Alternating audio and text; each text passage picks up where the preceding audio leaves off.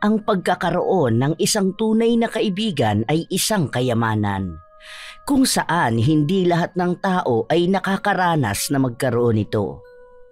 Simula pagkabata, matalik ng magkaibigan sina Clarita at Sharon, kung saan lahat ng klase ng pagsubok sa kanilang buhay ay naroon, nakasuporta ang bawat isa. Ngunit sa tagal ng panahong magkasangga sila, sinubok sila ng panibagong problema na siyang kikilala sa tatag ng kanilang samahan.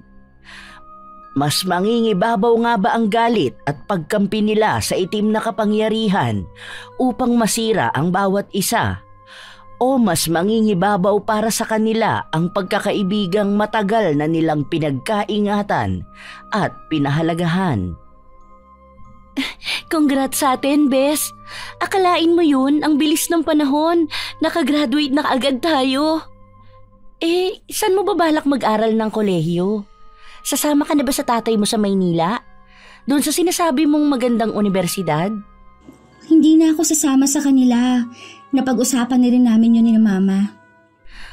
Ganun? Saan ka napapasok niyan? Hindi ba yun ang universidad na pangarap mong pasukan? Sayang naman, alam naman nating kaya ng mga magulang mo kahit na doon ka mag-aral. Doon ako papasok sa university na papasukan mo rin. Feeling ko, hindi ako makakasurvive sa college life ko kapag wala ka.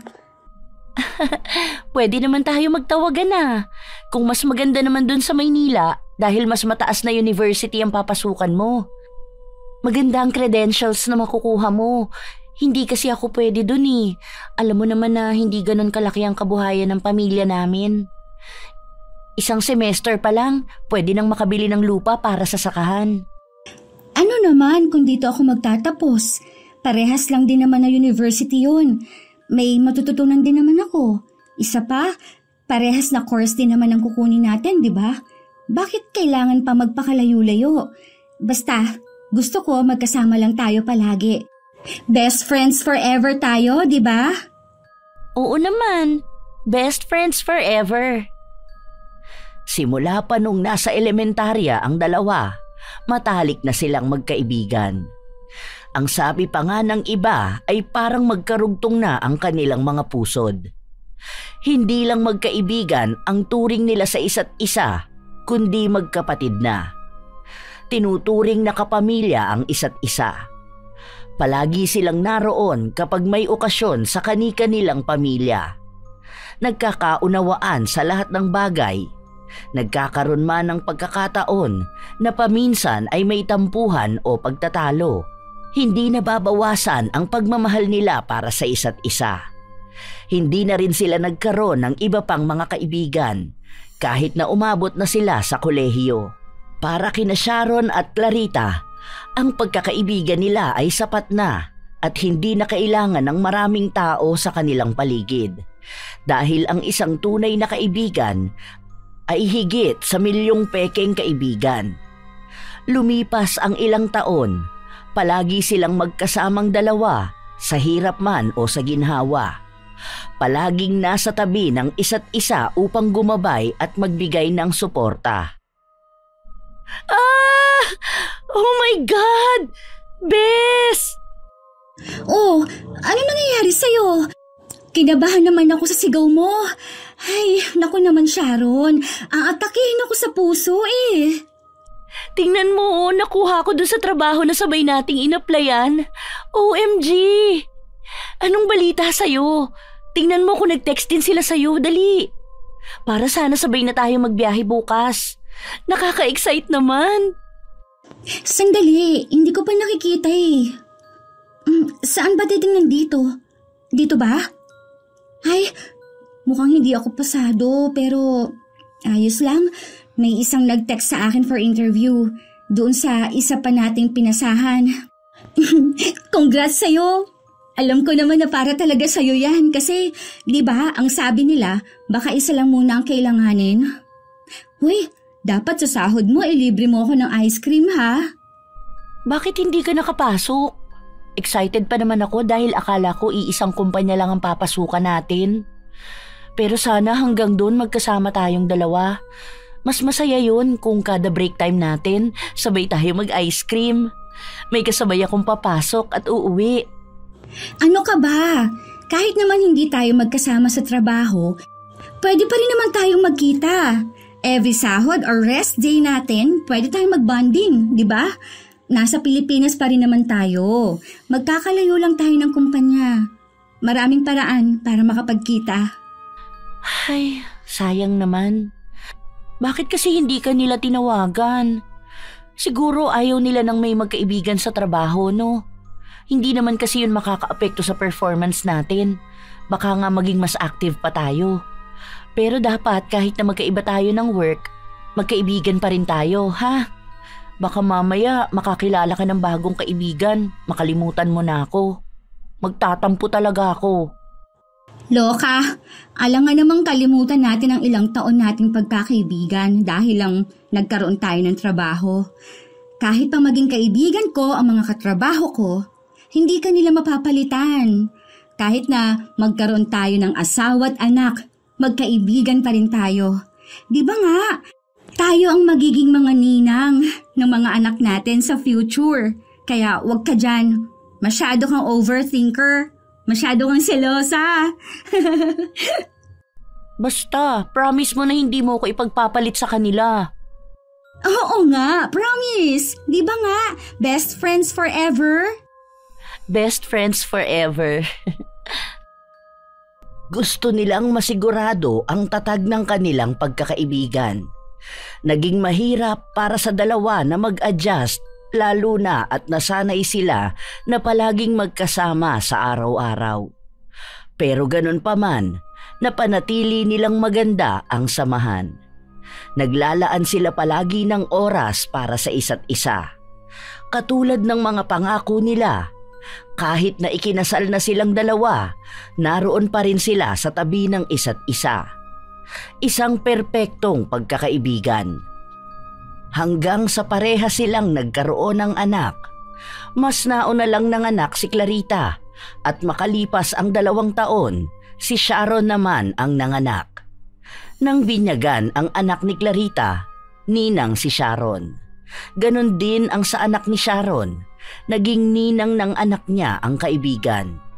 Hanggang sa paglipas pa ng mga taon, nanatiling matatag ang pagkakaibigan ng dalawa. Hanggang sa dumating ang pagsubok sa buhay ni Clarita. Hindi ko nga sigurado kung anong mangyayari pero sa ngayon, kailangan namin makalikom ng pera dahil malaking halaga ang kinakailangan namin para sa operasyon ni Benson. May savings naman kami. Pero hindi kasi yun kakayanin lalo na at nag-aaral yung 2 naming anak. Na-stress na nga ako eh. Hinihintay ko pang mabenta ang lupa sa probinsya dahil malaking tulong din yun sa amin. Naaawa na talaga ako sa'yo. Alam ko ang paghihirap mo. Tapos ngayon, ikaw lang ang tumataguyod sa pamilya ninyo. 2 trabaho na ang ginagawa mo. Nag-aalala nga ako dahil baka sa susunod niyan, katawan mo naman ang bumigay. Magpahinga ka rin naman. Tumatanda na tayo, hindi na tayo ganun kalakas katulad dati. Humihina rin ang katawan natin, lalo na kung ganyan na palagi kang pagod, tapos kalaban mo pa ang stress. Hindi maganda yung ginagawa mo. Kahit na gusto kong magpahinga, hindi pwede. Nakakahiya naman kung aasa lang ako sa mga kapatid ko. Siyempre, may mga sarili na rin silang pamilya. Ang dami namin gastusin. Halos lahat ng pera namin napunta sa gamot ng asawa ko eh. Malapit na nga ang birthday ng inaanak mo pero baka sa bahay lang kami dahil wala naman kaming ipangahanda. Sa susunod na linggo na pala ang birthday niya, no? Magpapadala na lang ako ng regalo sa kanya. Ano bang kailangan niya? May bag na ba siya para sa pasukan? Ano bang gusto niya? Kahit na ano na lang, nakakahiya naman sa'yo eh. Wala nga akong naibigay ng birthday ng inaanak ko. Ano ka ba? Bakit ka mahihiya? Alam ko naman ang kalagayan ng pamilya mo. Isa pa, hindi naman sa mga regalo na yan nasusukat ang pagiging ninang, no? Hindi naman siguro natin kinuha ang isa't isa na maging ninang para lang sa mga regalo, di ba? Kahit meron yan o wala, ang mahalaga nandyan ka palagi. Ikaw ang magsisilbing pangalawang magulang sa kanya. Hindi naman sa laki ng naibigay mo masusukat ang pagiging ninang mo. May iba pang mas mahalaga dyan, katulad na lang ng pagpapayo mo sa kanya kapag lumaki na siya, sa paggabay mo. Salamat talaga, Sharon. Baka kasi nagtatampo na ang inaanak ko sa akin. Nung nakaraang Pasko, magkano lang naibigay ko. Hayaan mo, kapag naging maayos na ulit ang takbo ng buhay namin, babawi ako sa kanya. Wala naman tayong sumbatan dito. Ayan ka na naman eh. Dinadagdag mo na naman yung mga iniisip mo, kaya mas lalo kang nasa-stress. Hayaan mo na lang muna mga bagay na hindi mo naman kontrolado. Hindi naman kami nagbibilang ng naibibigay namin at mas lalong hindi kami naglilista ng mga kakulangan. Kung may maibibigay ka, salamat. Kung wala naman, salamat pa rin. Hindi naman palaging sa material na bagay lang ang pagiging ninang natin. Magkaibigan na tayo, matagal na, at marami kang naitulong sa akin noon. Salamat talaga sa pagiging understanding mo. Ang dami lang kasi talagang tumatakbo sa utak ko ngayon. Parang nagpatong-patong na ang mga problema. Hinaplos ni Sharon ang likod ng kanyang kaibigan upang kahit na paano ay gumaan ang kanyang kalooban. Dalawa ang anak ni Clarita, habang kay Sharon naman ay isa lang. Kung tutuusin, ay mas mayaman ang napangasawa ni Sharon kumpara sa kanyang kaibigan. Ngunit kahit na ganon, wala naman silang naging problema dahil hindi naman madalas na humingi ng tulong si Clarita. Lalo na at may mga naipon naman siyang pera at pamana na nakuha niya mula sa kanyang mga magulang. Pero dahil sa pagkakasakit ng asawa ni Clarita, ang mga pamana galing sa kanyang mga magulang ay unti-unti ring naubos. Pasensya ka na ha, ayan lang ang kaya ko maipautang sa'yo ngayon. Hindi pa kasi binabayaran ng kliyente ko yung naging project ko last time. Kapag nakuha ko na yon, sasabihan kita kaagad. Hindi ko kasi pwedeng galawin yung pera ng asawa ko. Ilalagay kasi yun sa savings ni Hana. Tapos nagpapagawa pa kami ng bahay. Ang laki rin kasi ng binayaran namin sa school ng inaanak mo. Sana makatulong yan kahit paano. Bukas, pag uwi ng asawa ko, kakausapin ko siya para dun sa nire-recommend naming doktor na pwedeng tumingin kay Benson. Mas makakamenos kasi ng gastos doon dahil may mga medical assistants naman na pwedeng lapitan. Salamat ulit. Alam mo bang malaking tulong na sa akin to? Oo nga pala, bukas, birthday ng inaanak mo, may kaunting salo-salo sa bahay. Magluluto kami ng pansit. Gusto sana niyang makita si Hana. Nung nakaraan niya pa sa akin tinatanong kung kailan kami pupunta rito o kung kailan sila magkikita ulit. Ang kaso, masyado naman akong busy. Ayun lang, hindi ako sigurado. Hindi ko kasi alam kung makakapunta kami. May mahalaga kasi kaming aasikasuhin eh. Pero susubukan namin magpunta ha. Andyan lang naman si Hana. Kahit naman ako naging abala ngayon dahil ang daming ginagawa dito sa bahay. Pero hayaan mo, maglalaan kami ng oras para makapunta sa bahay nyo. Maging si Hana nga, miss na rin niya ang best friend niya. Ay, ganun ba? O sige, sabihan mo ako ha. Pero sana makapunta kayo. Hihintayin namin kayo. Salamat pala rito ha. Babayaran kita sa susunod na buwan. Dadating yung perang pinagbentahan namin ng lupa sa probinsya. Tapos magpapadala rin sa akin yung kapatid ko. Ngumiti lang si Sharon. Hindi niya madirekta ang kaibigan na hindi talaga sila makakahabol sa kaarawan ng anak niya. Kinabukasan, nagluto ng sapat si Clarita para kahit na paano ay magkaroon ng handa ang kanyang anak. May mga kaklase siyang nagpunta, lalo na ang mga kaibigan nito. Hanggang sa umabot ang dapit hapon, naghihintay sila sa pagdating ng pamilya ni Sharon. Sinubukan ni Clarita na tawagan ang kanyang kaibigan, ngunit hindi ito sumasagot sa kanya. Hindi niya alam kung ano ba ang nangyayari dahil kahit sa chat ay hindi sa kanya nagpaparamdam. 2 araw ang lumipas. Hindi nagparamdam si Sharon, ngunit hindi naman mapuntahan ni Clarita ang kaibigan dahil sa dami ng kanyang ginagawa. Iniisip niya na baka abala lang din ang kaibigan sa dami ng ginagawa nito sa buhay. Nang ihatid ni Clarita ang anak sa eskwelahan, nakasabay niya ang dati nilang kapitbahay na si Marisol. Naghatid ito ng kanyang apo. Kumusta naman ang asawa mo? Kahit papaano po, nagiging maayos na siya. Sa susunod na linggo po, sasalinan siya ng dugo. Sana nga po, magtuloy-tuloy na ang pag-recover niya. Birthday pala ng panganay mo nung nakaraan, ano? Opo, andun nga po ang apo niyo, kasama yung tita niya. Akala ko nga po kayong sasama sa kanya eh. Doon pa rin po ba kayo nakatira sa likod ng bahay ni na Aling Beth? Hindi ko na kasi kayo masyadong napapansin doon. O baka masyado akong maraming inaasikaso kaya hindi ko masyadong namamalaya ng mga nangyayari sa paligid ko. Kumusta naman po kayo? Ako, maayos naman sa awa ng Diyos. Hindi na kami nakatira doon eh. Kalilipat lang namin nung nakaraang linggo. Malapit na kami sa bahay ni na Sharon. Nirayuma kasi ako kaya hindi ko nasamahan ang apo ko nung birthday ng anak mo. Alam mo na, tumatanda na. Bakit pala wala sa picture si Sharon? O kaya yung anak niya, sino ba yun? Si Hannah? Busy po sila, hindi nakapunta sa bahay. Okay lang din naman po, naiintindihan ko naman. Sus, busy ba ka mo? Nakita ko sa Facebook na nagpunta sila ng Hong Kong Disneyland. Ang saya-saya nga nung bata. Hindi mo ba nakita sa My Day niya? May kanta-kanta pa nga ng Thank You Lord. Wala naman po akong nakita. Baka po memories lang yun sa FB. Kasi last year nagpunta sila doon. Hindi yun last year. Sandali nga. Oh, eto oh. Alam ko, pinascreenshot ko yun sa anak ko eh. Sandali lang, hahanapin ko. Isinuot ng matanda ang kanyang salamin upang tingnan ang kanyang cellphone. May pinagpipindot ito bago niya iniharap sa kausap ang screen. Oh, ayan, tingnan mo. Kailan lang yan eh. Siguro mga 3 days lang yan. Kanina lang sila umuwi. Hindi ako nagkakamali dahil nasa labas ako noon nagwawalis. Tapos dumaan sa harapan ng bahay namin yung sasakyan nila. Naku, baka naman pinagtataguan ka na ng kaibigan mo.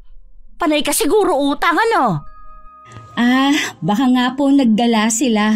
Hindi ko lang siguro maalala na binanggit niya yan sa akin. Ang tanong dyan, bakit hindi mo nakita? Siguro nakablock ka sa kanya, no? Alam mo, mukhang pinagtataguan ka na niyang kaibigan mo. Gaano na ba kalaki ang utang mo sa kanya? Kasi narinig ko na ang dami mong utang. Minsan daw hindi mo na siya kinakamusta. Bigla ka na lang magsasabing kailangan mo ng pera. Tapos hindi ka naman daw marunong magbayad. Medyo nakakahiya nga yung pakinggan, ano? Sinabi niya yan? Nako, Ate Marisol, masama yan nagkakalat ka ng maling balita ha? Oy, hindi ako nagkakalat ng maling balita Nagsasabi ako ng totoo. Di ba nga pamangkin ko yung bago nilang kasambahay? Hoy, basta atin-atin lang to ha. Huwag mong sasabihin na sa akin ang galing to dahil baka mawalan ng trabaho ang pamangkin ko. Hindi naman siguro sasabihin ni Sharon yan. Kilala ko siya at matagal na kami magkaibigan. Baka naman nagkamali lang ng rinig ang pamangkin mo. Mamaya, hindi naman pala tungkol sa akin yon. Pagsabihan mong pamangkin mo kasi masama yung ginagawa niyang ganyan. Baka mamaya mag-cause pa siya ng away ng mga tao sa paligid niya. Ewan ko lang. Pero ikaw pa rin ang bahala. Siyempre, kahit na magkaibigan na kayo ng mahabang panahon, lahat ng tao nagbabago. Hindi naman pwedeng sabihin na kilala mo ang isang tao base lang sa kung paano mo siya nakilala noon. Kasi ang daming nangyayari, lalo na ngayon na mas mayaman siya sa'yo. Tapos ang dami mong problema na kinakaharap. Ikaw pa rin naman ang makakapansin yan eh. Tingnan mo na nga lang yan, birthday ng anak mo. Tapos alam na niyang naghihirap ka sa pera pero anong ginawa niya? Mas inuna pa niya na magpakasaya at maggala sa malayo kesa damayan ka. Ewan ko lang, kayo naman yan eh. Hindi ba nga sabi mo, best friends kayo? Kahit na sabihin ni Clarita na hindi siya naaapektuhan sa mga sinabi ng matanda, may kung ano sa kanyang damdamin na nagsasabi na maaaring totoo yun. Sinubukan niyang tawagan ang kaibigan, ngunit hindi pa rin sumagot. Kaya sinadya na lang niyang puntahan ito sa kanyang bahay. Ang katulong ni Sharon ang nagbukas ng pinto sa kanya dahil nasa kusina ang amo niya. Naabutan ni Clarita ang kaibigan na nag-aayos ng mga pinamili nito. Anong nangyari? Bakit hindi ka sumasagot sa mga tawag ko? Ayos ka lang ba? May nangyari ba sa'yo? Nagkaroon ng problema ang account ko. Hindi ako nakakatanggap ng messages. Kahit nga sa asawa ko, hindi ko matanggap ang chat niya sa akin. Kaya nag-download na lang ako ng WhatsApp at doon kami nag-uusap. Kumusta ka na pala? Pasensya ka na hindi kami nakapunta ng birthday ng inaanak ko. Dapat bukas pupunta kami, pero naunahan mo na magpunta rito. Kumusta na pala ang asawa mo? Ano nang balita sa kanya? Nagiging maayos naman na siya. May mga kailangan pa ring gamot pero nabibili naman namin. Ganun ba? Sana maging maayos na siya. Wala ko maipapahiram sa'yo ngayon ha. Alam mo naman ang dami naming gasto sa bahay. Halata nga na ang dami niyong gastos. Saglit lang naman ako rito. Napadaan lang ako dahil nag-aalala ako. Hindi ka nagre-reply sa akin Kapag ayos na ang account mo message mo na lang ako. Yun pa rin naman ang FB ko Hindi ka rin naka-block. Teka, aalis ka na kaagad? Dito ka na lang muna, mag-usap muna tayo. Banding lang. Saglit lang, tatapusin ko lang to. Ngayon lang kasi ako nakapag-grocery. Hindi na. Marami akong gagawin. Ramdam ni Sharon ang tila panlalamig ng kanyang kaibigan. Hindi naman ito ganon, maliban na lang kapag may nais siyang ipahiwatig, ngunit hindi niya alam kung ano ba yon. Sa mga nagdaang araw, hindi nagparamdam si Clarita. Hindi rin ito nagpupunta sa bahay ng kaibigan at dahil doon ay nakadama ng pag-aalala si Sharon. Pakiramdam niya ay masyado siyang naging abala sa buhay kaya hindi niya mabigyan ng pansin ang nangyayari sa kaibigan. Habang nasa labas si Sharon dahil nagtapon ng basura, nakita siya ni Marisol at agad na nilapitan. Uy, ang ganda ng bahay mo Mansyon na yan. Salamat po, hindi pa nga po yan tapos. Nag-stop muna kami pero baka next month ipagpatuloy namin. Ang dami pa kasing kulang kaya hindi maituloy. Ang ganda ng buhay mo, no? Kaya inggit na inggit sa'yo si Clarita Ano pong sabi niyo? Bakit naman po maiinggit sa akin ang kaibigan ko? Hindi naman po ganun ang ugali niya. Hindi po kami nakakaramdam ng inggitan dahil ang tagumpay ng isa ay tagumpay naming pareho. Kaya kung ano man ang nararanasan ko ngayon, alam kong masaya ang kaibigan ko. Hindi po uso ang salitang inggit sa amin. Sus! Kung alam mo lang ang pinagsasasabi sa akin ng babae na yon. Atin-atin na lang to, ha?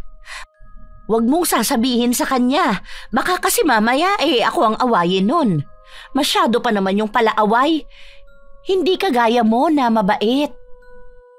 Lumapit palalo si Marisol at nagpalinga-linga pa sa paligid na para bang ayaw niyang may ibang makarinig ng anumang sasabihin niya. Si Sharon naman ay nagdadalawang isip kung pakikinggan niya ang sasabihin ng matanda. Papasok na po ako sa loob. May gagawin pa kasi ako. Dito ka na lang muna. Saglit na usapan lang naman ito. May sasabihin lang ako. Kasi sa totoo lang, ayokong sinisiraan ka ng ganon. Lalo na ikaw, mabait ka pa naman. Tapos magkakaroon ka ng kaibigan na ang tingin sa'yo kalaban. Diba? Hindi naman magandang siraan ka dahil lang sa naabot mo na ang pangarap mo at namumuhay ka ng marangya. Hindi mo naman siguro kasalanan na nakakaranas siya ng pagsubok.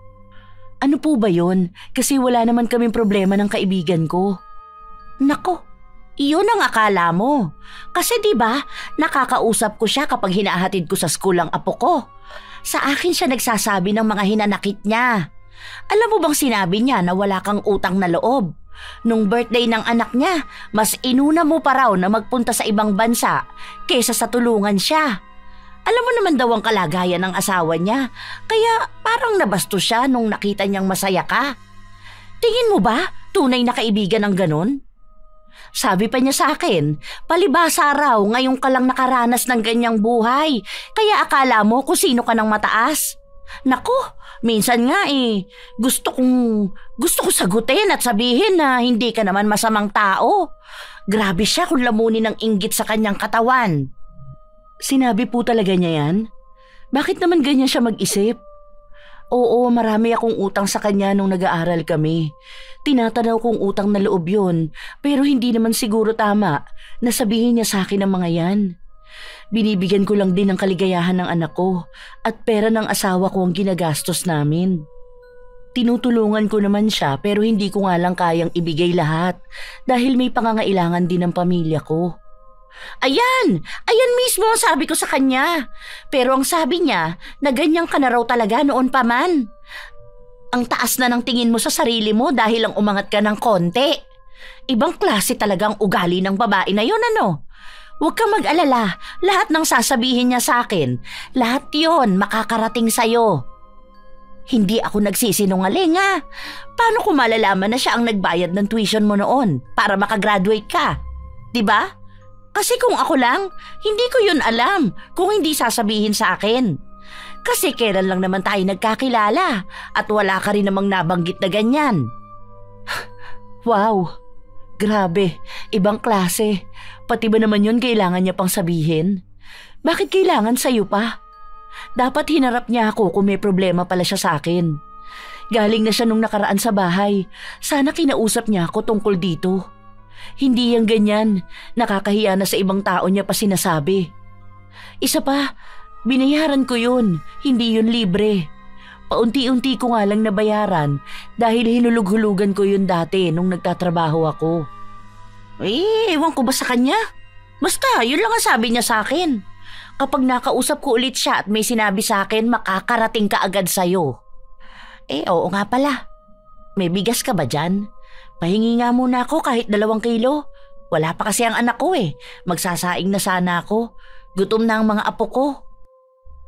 Namumuo ang galit sa dibdib ni Sharon habang inaalala niya ang mga salitang narinig niya. Para bang nagbigay ito ng lamat sa tingin niya sa kanyang kaibigan. Alam niya na maraming naitulong sa kanya si Clarita, ngunit hindi naman yun sapat upang ipamukha na wala siyang naipambawi. Lumipas pa ang mga araw, salita na nagbigay ng mensahe si Marisol sa magkaibigan. At ang dalawa naman ay hindi na nagkaroon ng pagkakataon na makapag-usap dahil ayaw na rin nilang madagdagan ang sama ng loob. Alam nila na magpapang-abot lamang ng gulo kapag nagkita sila ng personal. Oo nga, sinabi niya pa na baka nga karma mo na yan dahil noon daw naging kabit ka ng isang engineer. Hindi ko alam kung kailan yon, pero nung nag-aaral pa lang daw kayo. Kaya nga raw ang dami mo palaging pera. Nagulat nga ako nang sabihin niya yun Hindi ko alam kung totoo ba yun o hindi. Ang kapal na mukha niya! Hindi ako ang kabit! Baka siya. Nakakalimutan niya yata na inagaw niya lang yung asawa niya. May girlfriend dyan noon.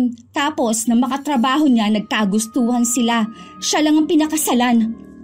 Huwag nga siyang magmamalinis. Talagang inakusahan pa akong kabit. Siya ang gumagawa ng masama. Tapos sa akin niya ibabato. Ay, talaga ba? Mukha pa naman siyang anghel. Tapos ganyan pala ang ugali niya. Bakit naman ganun?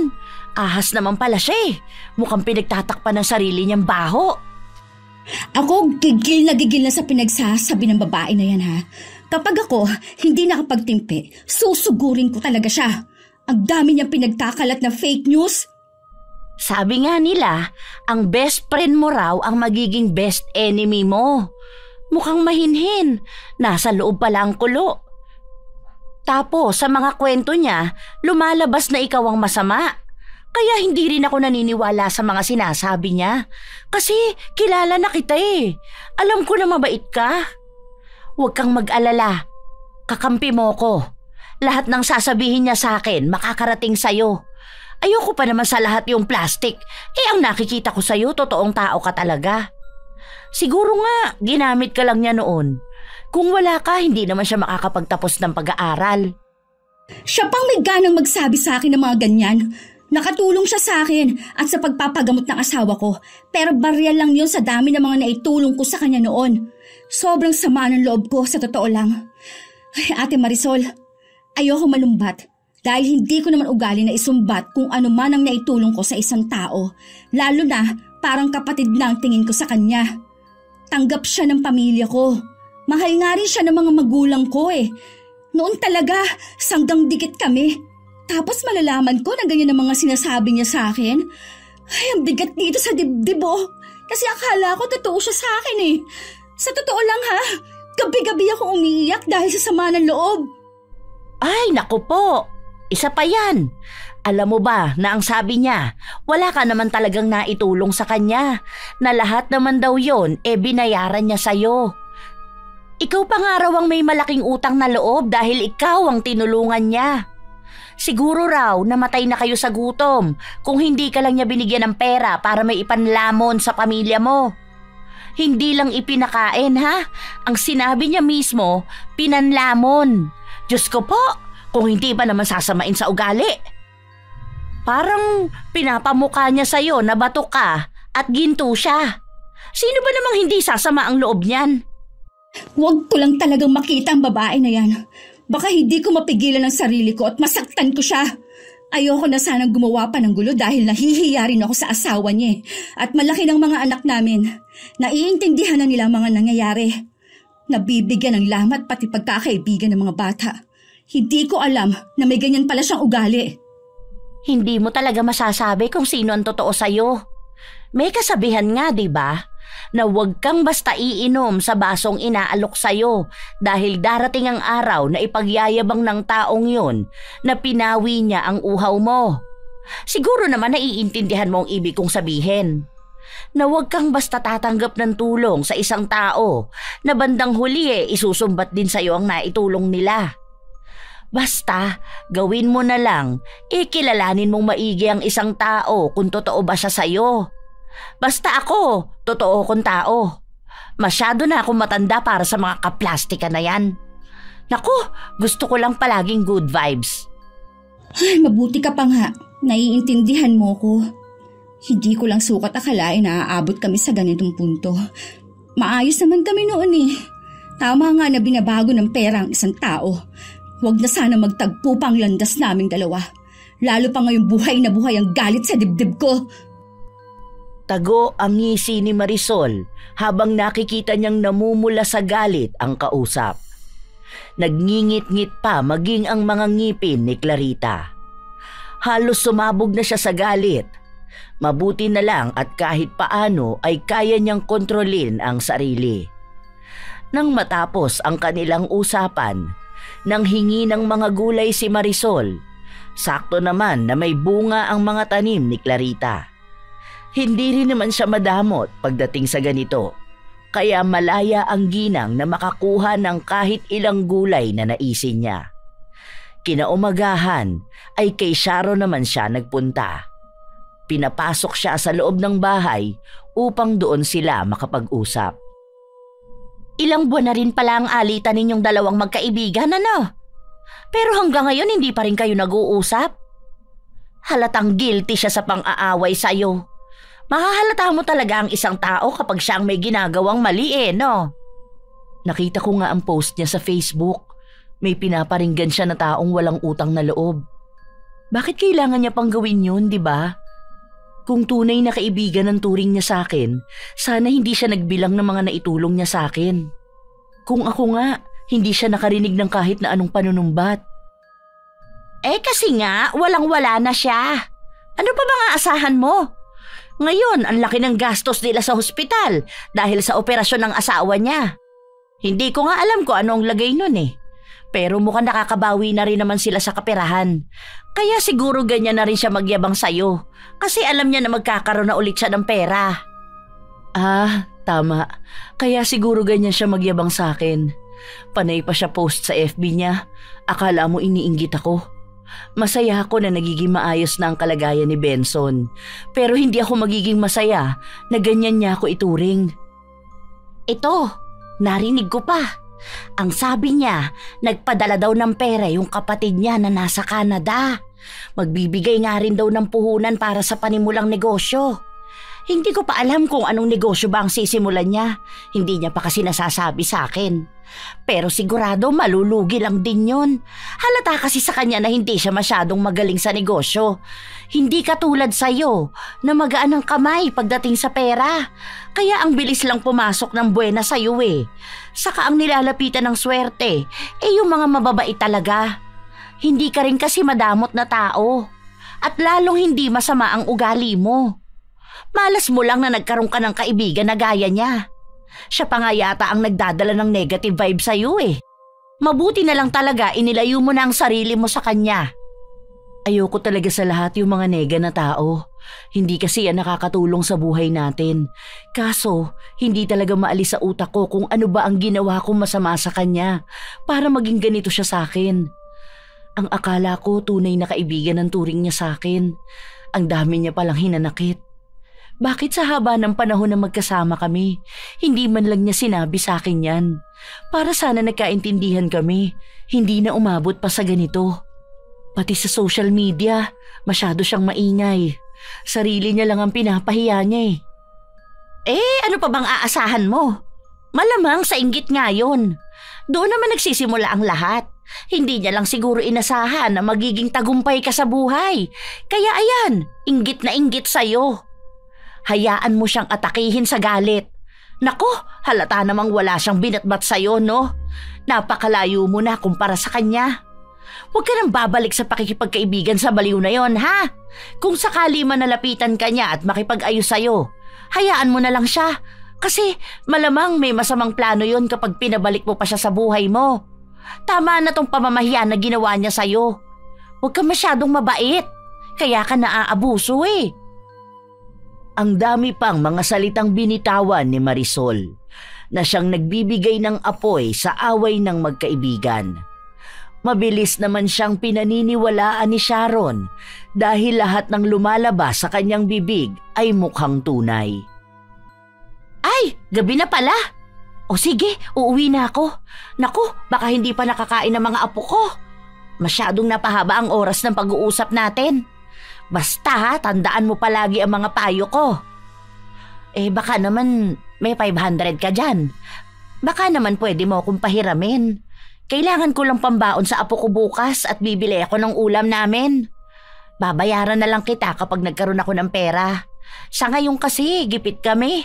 Pero pangako, kapag nakaraos kami, ibabalik ko rin ang mga nahiram kong pera. May ulam dyan, kumuha ka na lang sa kusina.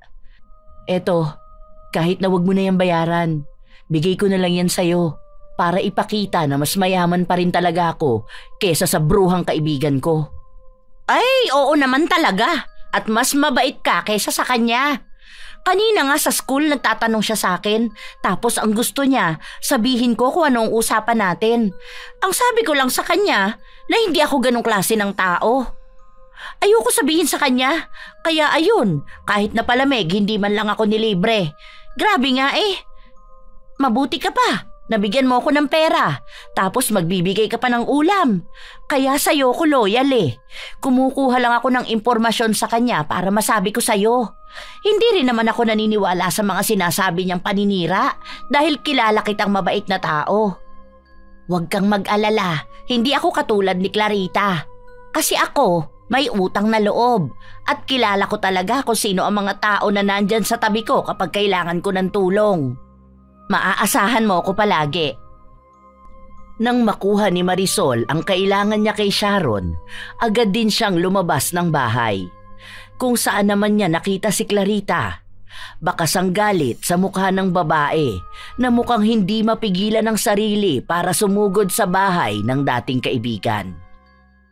Hoy! Anong ginagawa mo rito? Halika, may sasabihin ako sa'yo. May nalaman ako. Hinila kaagad ni Marisol si Clarita upang lumayo lang ng kaunti sa bahay ng dati nitong kaibigan. Ano bang ginagawa mo rito? Dapat hindi ka na nagpunta sa bahay niyang demonyita mong kaibigan. Paano hindi ako pupunta? Hindi ako makatulog sa dami kong iniisip. Mas maganda na magkaharap kami eh. Hindi yung patalikod siyang tumira. Ang dami niya pang pinapakalat ng maling balita. Hindi na ako makapagtimpi talaga. Kung may problema siya, sige, magtutuos kaming dalawa. Kilala niya ang ugali ko. Matapang talaga ako kapag naaagrabyado ako. Hindi ako katulad niyang palihim makipaglaban. Naku, hindi na kailangan. Alam mo bang pinagbantaan niya ang buhay mo? Sabi niya nga, kayang-kaya ka raw niyang ipapatay. Magkano lang naman daw ang halaga mo? Kaya wag mo nang tangkain. Akong natatakot para sa'yo. Alam mo naman na mayaman yan. Kaya niyang gawin ang lahat ng gusto niya. Tandaan mo, bata pa ang mga anak mo. Kaya huwag kang magpapadalos-dalos ha. Diyos ko po, baka mapahama ka lang talaga. Hayaan mo na lang ang karma na lumapit sa kanya. Basta alam mo sa sarili mo na wala kang ginagawang masama. Grabe! Ang sama talaga ng ugali ng babaeng yan. Pati buhay ko gusto niyang kitilin. Naku talaga. Sinasabi ko talaga, makakabawi rin ako sa kanya. Kung sa ngayon, siya pang nagtatamasa ng yaman, darating din ang araw na luluhod siya sa harapan ko para magmakaawa na tulungan ko siya. At sa oras na dumating yon, ako naman ang tatawa sa kanya. Ang kapal na mukha niya! Naaawa na nga ako sa'yo, Clarita. Diyos ko, kung alam mo lang ang mga pinagsasasabi niya sa'yo. Hindi ko alam kung saan niya nalaman na may magpapadala sa'yo para sa panimula ng negosyo eh. Promise, hindi ako ang nagsabi. Nagulat nga ako nung sinabi niya na hindi ka naman daw marunong mag-handle ng negosyo. Baka raw gastusin mo lang ang pera. O hindi kaya panimula lang. Tapos nun, lugi ka na naman at magmumukha ka na naman daw nakakaawa sa mga tao. Sinabi niya yon? Ang kapal naman ng mukha niya. Baka kumukuha ng update yan doon sa asawa ng kapatid ko. Pinsan niya kasi yun eh. Mamaya pagsasabihan ko yung kapatid ko na yun. At makausap niya ang asawa niya na huwag magbigay ng balita tungkol sa buhay ko. Anong hindi marunong mag-handle ng negosyo? Noon pa man alam na niyang mahilig na ako magnegosyo. Pero nalugi lang ako nung tinulungan ko siya. Tapos ngayon, ako pa palang mukhang masama. Grabe ha? Grabe ano? Ibang klase talaga nagagawa ng mga paninira sa kapwa. Kaya kung ako sa'yo, ipakita mo sa kanya na magiging maayos ang buhay mo. Malaking sampal sa kanya yon. Nagtangka na magsalita si Clarita nang matanaw niyang bumukas ang gate kung saan lumabas doon si Sharon kasama ang asawa niya. Nagmamadali siyang maglakad papunta roon. Nagtangka pa si Marisol na pigilan siya, ngunit hindi na ito nagawa pa ng ginang. Hoy! Walang hiyang babae! Ang tapang mo naman para sugurin ako sa tapat ng bahay ko. Huwag ka rito mag-iskandalo. Ako pa? Ang huwag mag-eskandalo? Matapos sa mga paninira na ginawa mo sa akin? Anong akala mo? Hindi ko malalaman ang mga pinapakalat mong fake news? Wow! Ibang klase ka talaga, no? Nakatikim ka lang ng ginhawa. Nakalimutan mo na kung sino ang tumulong sa'yo nun. Wala kang utang na loob. Nakuha nila ang atensyon ng mga tao sa paligid, kung saan ang iba ay lumabas pa sa loob ng kanilang mga bahay para lang makita ang kaguluhan na nangyayari. Umawat ang asawa ni Sharon, ngunit naging baliwala siya dahil mas nangingibabaw ang galit na nararamdaman ng dalawa. Ano? Nakakaramdam ka na ba ng hiya? Ikaw ang mahiya sa sarili mo. Pinapakita mo sa lahat na wala kang modo. Gumagawa ka pa ng eksena rito?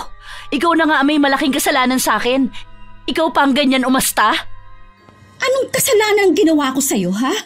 Ikaw ang gumagawa ng mali sa akin. Noon pa lang ramdam ko na ang pagka-plastic mo. Manggagamit ka!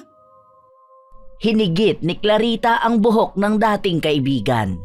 Sa lakas nun ay halos mabali na ang leeg ni Sharon. Agad naman na umawat ang kanyang asawa, ngunit nagsimula ang dalawang magkasakitan.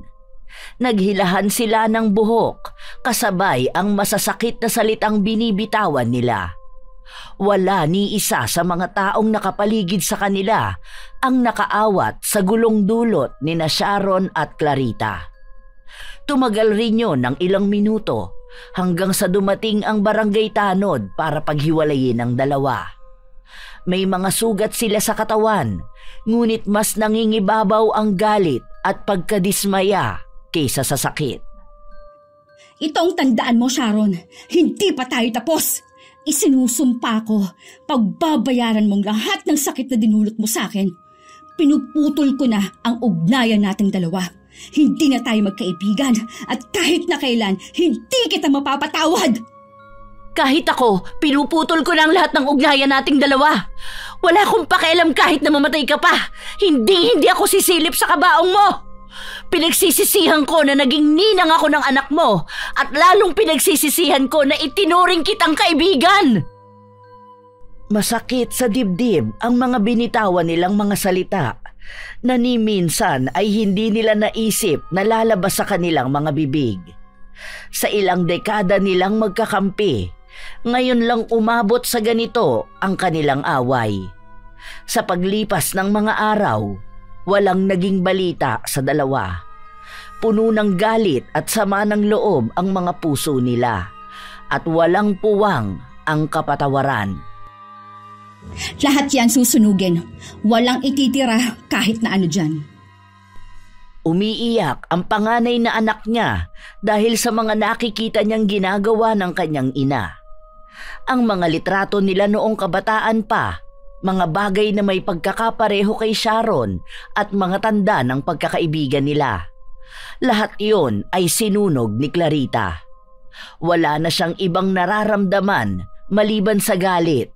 Kaya gusto niyang tanggalin na ang lahat ng ugnayan nila ng dating kaibigan. Simula ngayon, hindi niyo nakikilalanin si Sharon, ang walang hiyang babae na yon. Huwag niyo na siyang tatawagin na tita dahil simula ngayon, sinusunog ko na rin ang ugnayan niya sa pamilya natin. Ilang beses na kinausap ng kanyang asawa si Clarita at sinabi na maaaring nadadala lang sila ng kanilang emosyon.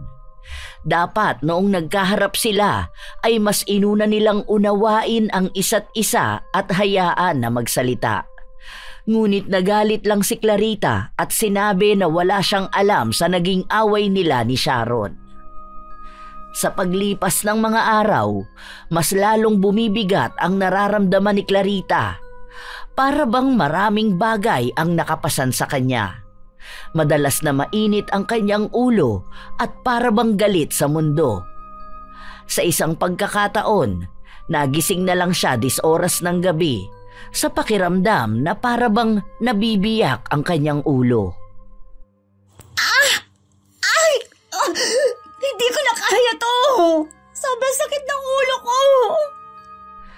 Kahit na inuman niya ng gamot, hindi ito tumatalab. Sa halip ay mas lalo lang sumasakit. Kahit na magpaikot-ikot siya sa bawat parte ng kwarto, walang nangyayari. Hanggang umabot sa kinaumagahan, hindi siya pinatulog ng sakit. Ano ba naman itong nangyayari sa akin? Sobrang sakit talaga. Hindi ko na to kaya. Para ako mamamatay sa sobrang sakit. Kailan pa ba yung nararamdaman mo? Parang kahapon lang maayos ka naman ah. Nakasabay pa nga kita nung sinundo mo ang anak mo. Kaninang madaling araw lang to. Nahihirapan akong kumilos. Hindi nga nakapasok ang mga bata dahil hindi ko maasikaso eh.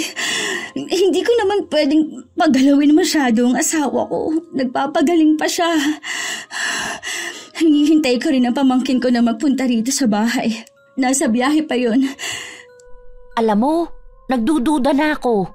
Pakiramdam ko hindi lang yan basta sakit. Galing ka na ba sa ospital? Hindi nga ako makapunta ng ospital, pero uminom na ako ng gamot. Kaso parang hindi naman umiepekto sa akin eh. Naku, feeling ko, kinukulam ka na. Hindi kaagad nakapagsalita si Clarita.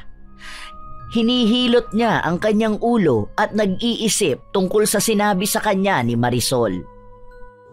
Anong ibig mong sabihin na kinukulam ako? Ito, para sa akin lang ha.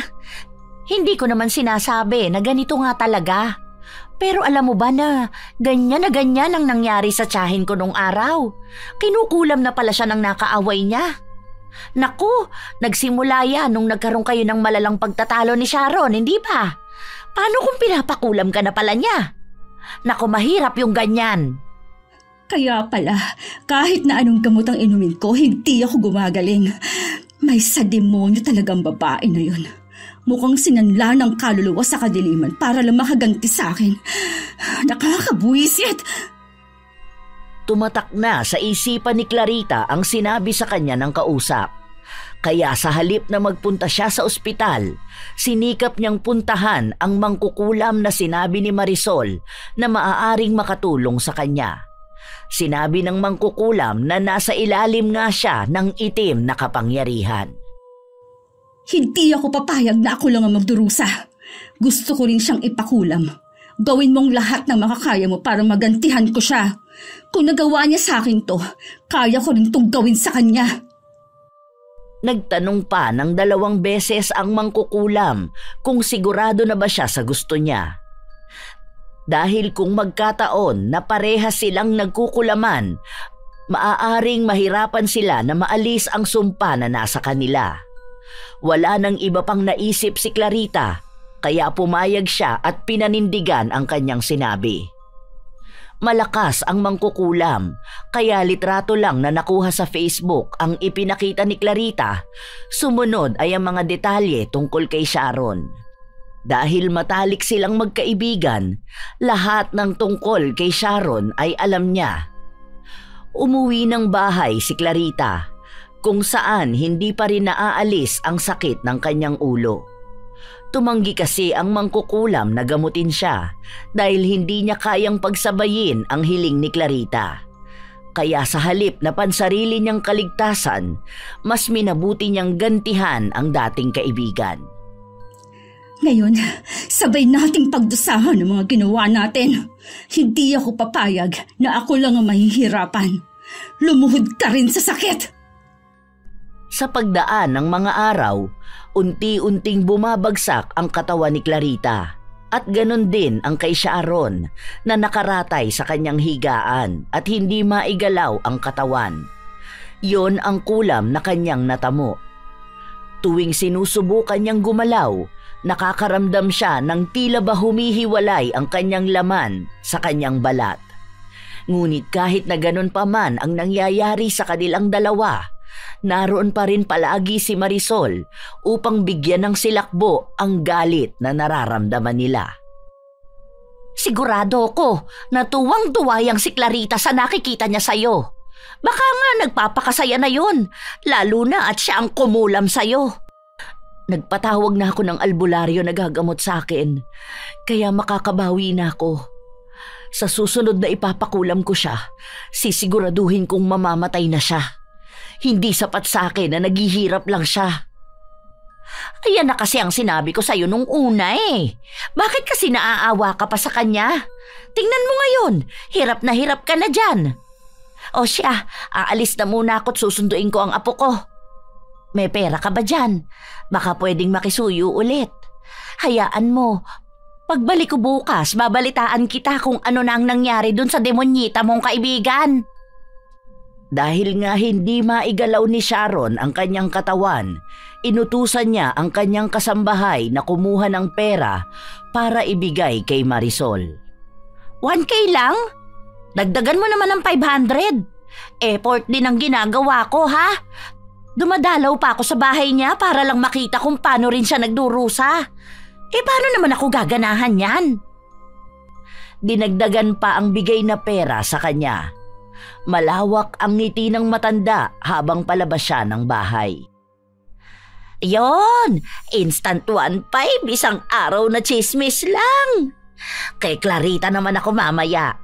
Siguro kahit 1K lang mahingi ko ron. Wala naman kasi yung pera. Nagmadali na si Marisol na sunduin ang kanyang apo. Ang pamangkin ni Clarita ang nagsundo sa anak nito, kaya sumabay na roon si Marisol pauwi. Nang makarating siya sa bahay ni Clarita, pansin niya na magulo ang paligid at may ibang mga bagay na basag. Oh, Anong nangyari dito sa bahay mo, Clarita? Naku, tingnan mo ang mga salamin. Basag na basag. Hindi ko napipigilan ang sarili ko na makapagbasag ng gamit. Sobrang sakit talaga ng ulo ko. Hindi ko na kinakaya. Kawawa ka naman. Ang laki na rin ng binagsak ng katawan mo, oh. Naku, mas nangangayayat ka pa kaysa kay Sharon. Si Sharon kahit paano, medyo nakakakilos pa sa bahay. Mukhang mahina ang nagawa ng mangkukulam sa kanya. Alam mo rin ba na nagtatawag na sila ng albularyo? Kapag ganun pa naman, may chance na magamot ang kulam sa kanya. Narinig ko pa nga na kapag maayos na siya, ipapakulam ka niya ng mas malala. Kung ako sa'yo, unahan mo na siya. Dapat mas mauna kang gumaling at makagante. Dahil panigurado ko na kapag naunahan ka niya, nako, ikaw lang ang kawawa, lalo na ang pamilya mo. Mahirap na, baka mamaya sa anak mo ang ganti niyan. Hindi mo kilala si Sharon. Malay mo lang, di ba? Subukan niya lang nakantiin ang mga anak ko, sinasabi ko. Kahit hanggang sa kabilang buhay, sinisigurado ko sa kanyang gagantihan ko siya. Kahit magkaharap pa kami sa impyerno. Oh, kumalma ka muna, Clarita. Baka mapano ka pa niyan eh. Dumalaw lang talaga ako sa'yo dahil gusto kong ibalita sa'yo ang ginagawa ng plastikada mong kaibigan. Huwag mong hahayaan na mas manaig siya kaysa sa'yo, ha? O sige na, aalis na ako. Ay, oo nga pala. Baka naman mapahiram mo ko kahit na magkano. Bukas kasi kailangan ng anak ko na magpunta sa kabilang barangay para dun sa sasalihan niyang contest. Siguro kahit 1K lang. Pasuyo na lang sa pamangkin ko. Pasabi na ako ang nag-utos. Hawak niya kasi ang pera dito sa bahay. Salamat pala sa mga ibinabalita mo sa akin. Naku, wala yon. Maliit na bagay. Ayoko kasing mapahamak ka, lalo na't malaki ang naitutulong mo sa akin. Tumatanaw ako ng utang na loob. Hindi naman ako si Sharon. Nang maiabot sa kanya ang pera, agad na rin siyang umalis. Ganon ang ginawa niya sa mga sumunod na araw. Salitan niyang pinupuntahan ng dalawa upang magbigay ng mga balita na mas lalong kinagagalit nila. Dahil sa bawat balita na yon, nakakakuha siya ng pabor sa dalawa. Isang araw, nang paalis na si Marisol sa bahay ni na Sharon, dumating naman ang isang lalaking hindi niya kilala. Mang Lorenzo, mabuti naman po at nakarating kayo. Alam niyo po bang matagal ko na kayong hinihintay? Alam kong matutulungan ninyo ko. Napakalaki ng ibinagsak ng katawan mo, Sharon. Ang mukha mo, para ng bungo. Hindi ko na rin po naigagalaw ang buo kong katawan eh. Malaki na po ang epekto nito sa akin. Kaya sana po matulungan ninyo ko. Sino yan, Sharon? Siya ang magaling na albularyong kakilala ko. Galing pa siya sa probinsya namin at pinakiusapan ko na magbiyahe rito. Siya na lang ang pag-asa ko dahil yung 2 albularyo na nakausap ko, hindi nila ako kayang gamutin. Ay, we! Totoo ba na magaling yan? Baka naman pera lang ang habol niyan sa'yo, ha? Mahirap na magtiwala sa panahon ngayon. Yung kaibigan mo nga na matagal mong nakasama, nagtraidor pa sa'yo eh. Ayan pa kaya na hindi mo naman talaga kilala. Maaari bang iwan mo muna kami? Ay hindi! Dito lang ako para alam ko kung anong mapag-uusapan ninyo. Concerned ako kay Sharon. Hindi ako makapanggagamot ng maayos kung may sasagabal sa akin. Halatang wala kang alam sa ginagawa mo. Minamaliit mo ba ang kakayahan ko? Sige na po, lumabas na kayo. Hayaan nyo na kaming dalawa rito. Nung una ay ayaw pang umalis ni Marisol, ngunit napilitan siya nang lapitan siya ni Mang Lorenzo. Dahil may katandaan na rin ng lalaki at ramdam ang kanyang tapang, napilitan ng umalis ang ginang. Nais niya sanang makalakap pa ng ibang impormasyon para may masasabi siya kay Clarita. Sa loob naman ng kwarto, 2 lang sina Sharon at Mang Lorenzo na nag-uusap. May mga inilabas ang matandang albularyo sa kanyang bag at isinagawa ang mabilisang ritual. Nakikita ko rito, mas nangingibabaw ang galit. Alam ko kung sino yan. Kinukulam ako ni Clarita. Ang matalik mong kaibigan, simula pagkabata. Ano ang sa tingin mong dahilan? Galit siya sa akin at dahil na rin sa inggit. Kung alam niyo lang kung paano niya ako siraan sa mga tao. Pansin ko rin na lumapit ka sa itim na kapangyarihan. Alam mo ba na iisang mangkukulam lang ang gumawa nito sa inyo? Hindi ko alam. Basta ang gusto ko lang ngayon ay maging maayos na ako at gagantihan ko siya ng mas malala. Galit na lang ang bumubuhay sa akin dahil hindi ako pwedeng mamatay ng ganito lang. Sisiguraduhin kong mararanasan niya ang walang hanggang pagdurusa. Hindi kaagad nagsalita ang matanda. Sinubukan niya ulit magsagawa ng ritual. May mga orasyon siyang binigkas sa harapan ng isang langis. Napansin ni Sharon na kumuluyon saglit. Napailing na lang ang matanda bago niya ibinaling ang tingin kay Sharon. Ano pong nangyayari? Maaari mo bang ikwento sa akin ang mga nangyari? Gusto kong malaman ang naging punot dulo ng kulaman na ito. Dahil parehas kayong may malakas na pinaguhugutan. Masyadong malalim at madilim ang mga galit. Hindi ito basta matatalo. Kung sa bagay, kayong nagpapalitan ng sumpa. Kahit na ang pinakamagaling na albularyo ay hindi kayong magagamot kung ganito kalakas ang puwersa nyo. Sinimulang ikwento ni Sharon ang mga nangyari. Simula sa kung paano sila nagkalabuan ng kaibigan at ang naging dahilan upang magawa niyang unang ipakulam ito.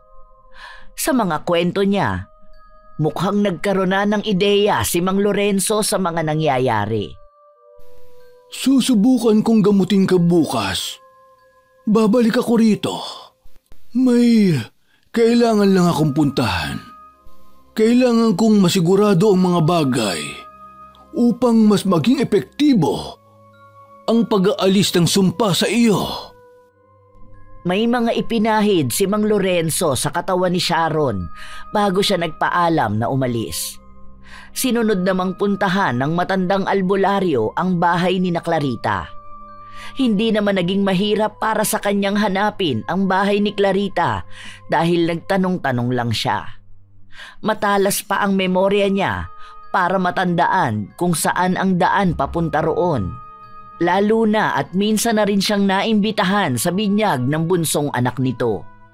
Pagpasok niya sa loob ng bahay, naabutan niya si Marisol na kausap si Clarita. Oh, andito ka rin? Huwag mo sabihin na salawahan ka. Kagagaling mo lang sa bahay ni na Sharon ah. Hindi ba't ganun din ang ginawa mo? Ano naman ang dahilan kaya narito ka? Ha? Kakaibigan ko silang dalawa.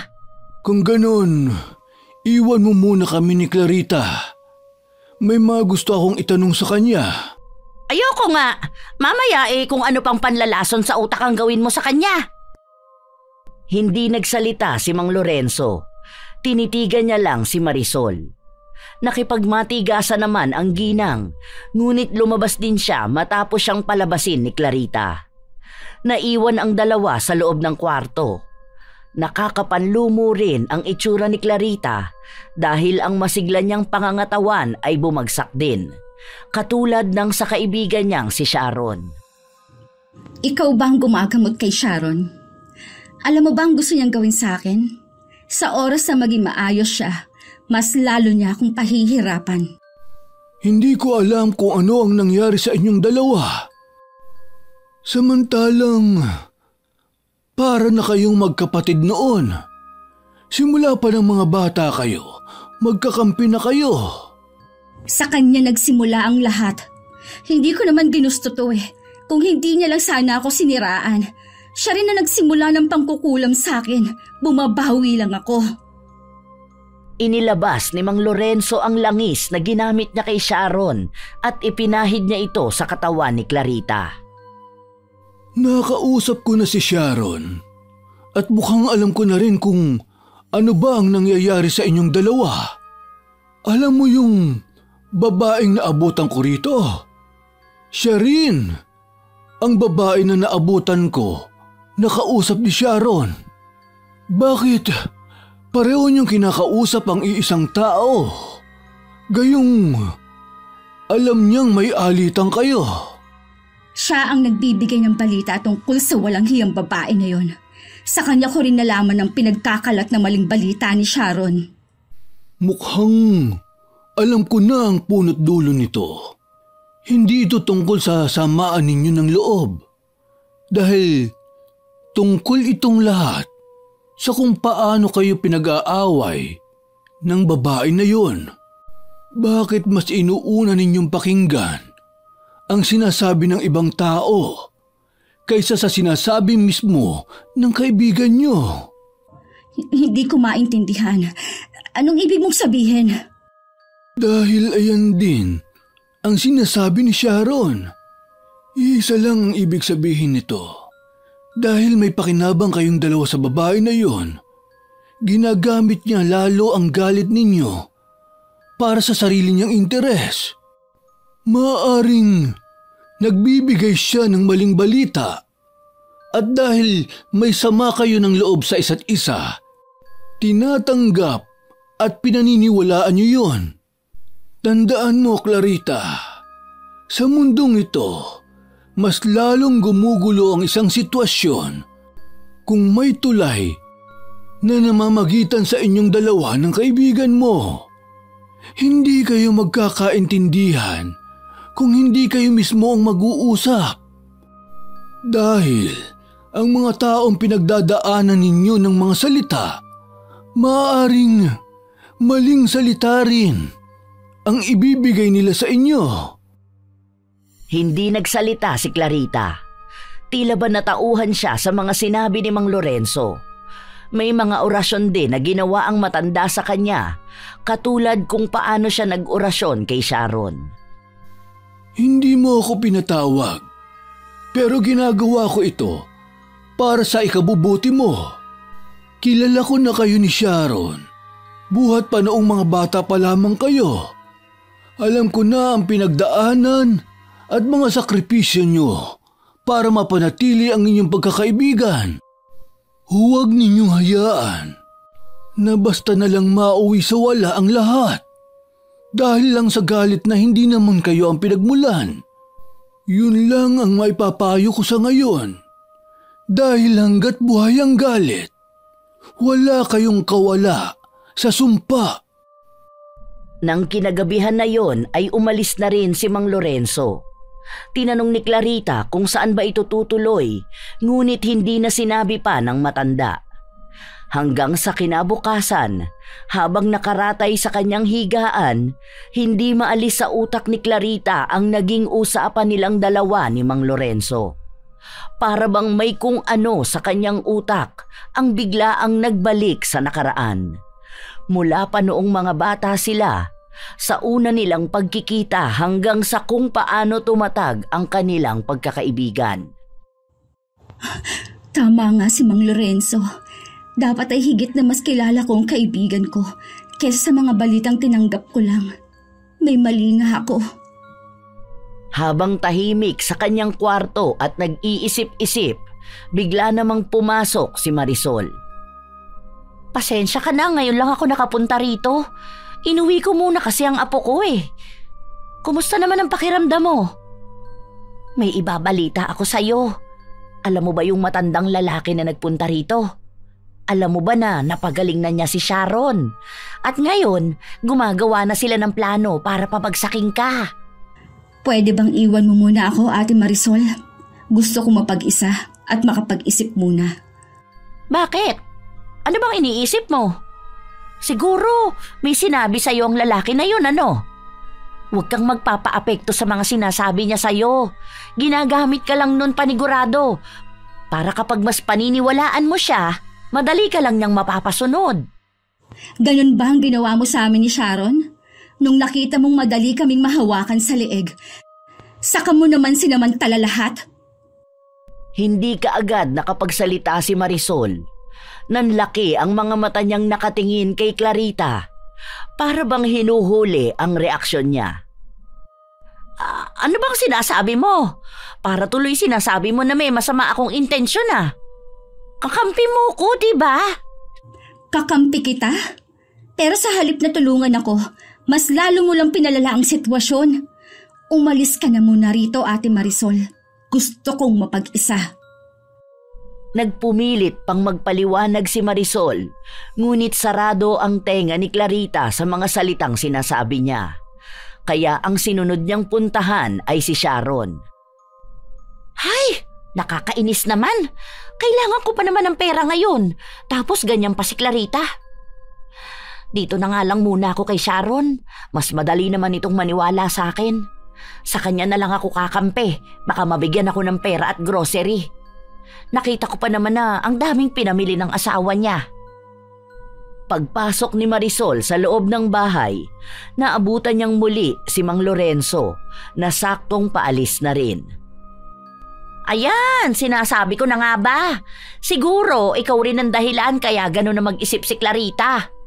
Anong panlalaso ng utak ang ginawa mo sa kanya? Isa akong albularyo. Wala akong kakayahan na baguhin ang iniisip ng isang tao. Gumagamot ako ng mga taong nasa ilalim ng sumpa. Ay sus, kunwari ka pa. Siguro mas malaking pera ang nakukuha mo sa kanilang dalawa, no? Huwag mo nang tangkain na pagbatiin pa ang dalawa dahil wala na rin namang mangyayari. Nagkasiraan na sila, hindi na maibabalik ang pagkakaibigan nila. Ikaw ang dahilan. Kaya sila lumapit sa mangkukulam. Ngayon, unti-unti ko nang naaalis ang kulam sa kanilang dalawa. Nakakalungkot lang. Dahil maaaring may taong sasalo ng sumpa pabalik. Hilingin mo na lang na sana hindi ikaw yun. Hindi na nakinig pa si Mang Lorenzo sa mga salitang binitawan ni Marisol dahil susunod naman niyang pupuntahan si Clarita. Nagmamadali namang pumasok sa loob ng kwarto ni Sharon ang ginang, kung saan niya naabutan ang anak ni Sharon at ang asawa nito. Nakiusap siya na kung maaari lang sana niyang makausap muna si Sharon, ngunit tumanggi na mismo ang babae at sinabi ng asawa niya na yun na ang huling beses na papasok siya sa loob ng bahay nila. Maging ang pamangkin ni Marisol ay sinesante na rin. Ngayon, parang wala na ako na itulong sa inyo. Ang laki ng pakinabang ninyo sa akin, ha? Kung hindi dahil sa akin, hindi ninyo malalaman na plastic ang kaibigan mo. Naku, wala nga talaga kayong mga utang na loob. Ang sasama ng mga ugali ninyo. Pare-pareho lang kayo. Sa paglipas ng mga araw, hindi na nakapasok pa si Marisol sa bahay ng dalawang magkaibigan. Unti-unti na ring nagbabago ang kalagayan ng dalawa at mukhang doon nila napagtatanto ang maraming bagay. Halos kalahating taon din ang inabot bago nila nagawang makatayo. Isang araw, nabalitaan na lang nila na nakaratay sa kanyang higaan si Marisol, katulad ng nangyari sa dalawa. Yun ang naranasan ng ginang. Maraming salamat sa paggamot mo sa akin, Mang Lorenzo. Nakakahiya naman po sa inyo. Ang tagal ninyong nagstay rito. Tapos, ayaw niyo pang magpabayad. Sigurado po ba kayo na ayaw ninyong tanggapin tong pera? Hindi lang basta pera ang nagbibigay ng kasiyahan sa akin bilang isang manggagamot. Para sa akin, ang mabigyan ng lunas at maialis sa kadiliman ang mga kliyente ko, isang malaking karangalan na yun para sa akin. Salamat din at tinulungan mo ang sarili mong makalaya. Dahil sa totoo niyan, ikaw lang naman talaga ang magbibigay ng lunas sa sarili mo.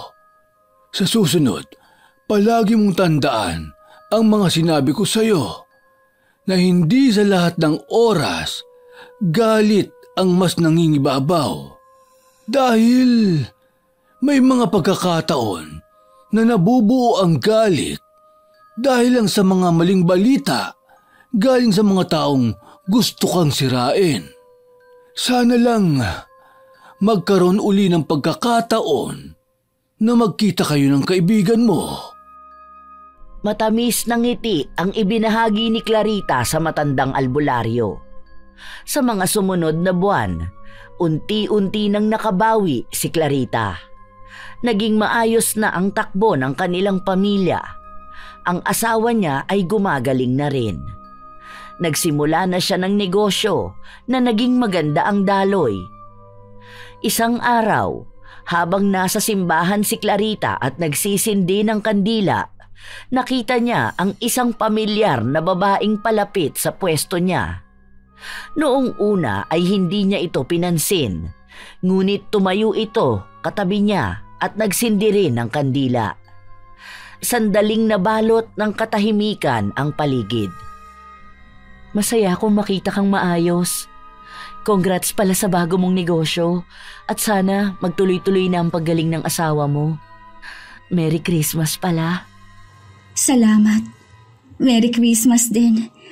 May regalo ako sa inaanak ko. Kapag gusto niyang kunin sa bahay, pumunta na lang siya. Ako rin, may regalo ako sa inaanak ko. Lumalamig ang hangin sa pagitan nila. Sa katunayan, may mga luha sa kanilang mga mata na nais nang kumawala ngunit pinipigilan lang nila. Nagtangka nang umalis si Clarita ngunit hinawakan siya ng kaibigan para pigilan. Clarita, I miss you, best friend. Hindi na napigilan ng dalawa na maiyak. Nagyakapan sila ng mahigpit at lahat ng bigat sa dibdib nila ay kusang nawala. Mahigpit na yakap ng kaibigan lang pala ang matagal na nilang nais na maramdaman. Sorry sa mga nangyari. Sorry din dahil mas pinaniwalaan ko ang sinabi ng iba kesa ang kausapin ka. Hayaan na lang natin yun. Sa ngayon, sana maging maayos lang lahat sa atin. Isipin na lang nating ito ang pinakamabigat na pagsubok na dumaan sa buhay natin. At wag na sana itong mauulit. Hindi ko kayang wala ka. Kailangan ko ng kaibigan. Kailangan kita sa buhay ko. Hindi ba? Best friends forever? Oo, best friends forever.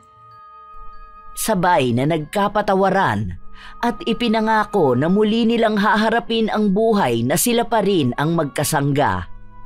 Sadyang dumarating lang sa buhay ng isang tao ang pagsubok, lalo na sa magkakaibigan.